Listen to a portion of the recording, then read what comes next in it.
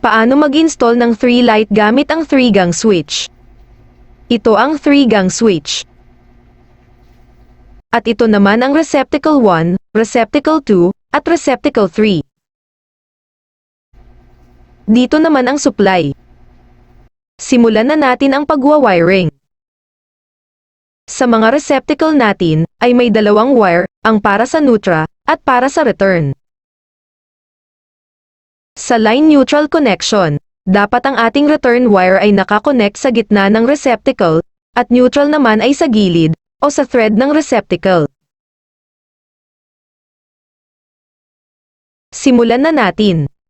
Ang neutral sa mga receptacle, ay eco-connect sa neutral ng supply. Sa switch 1, ay magko-connect tayo ng wire, papuntang supply, eco-connect sa line.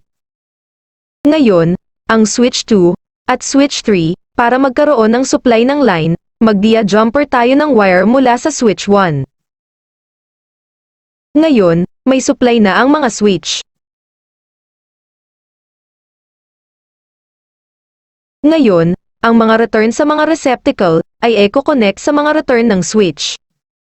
Ang receptacle 1, ay eco-connect sa switch 1. At ang receptacle 2, ay eco-connect sa switch 2.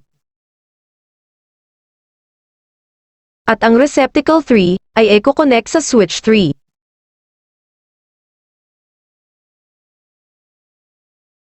Ganito ang settings ng wire, sa 3-gang switch. Tingnan na mabuti.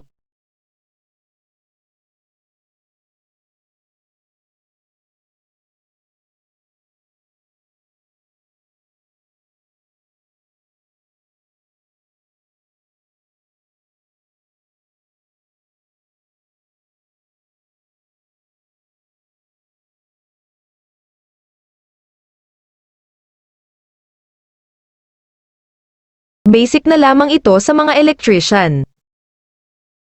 Makatutulong ito sa mga nag-aral, kaya panoorin pa ang ibang video sa aming wall.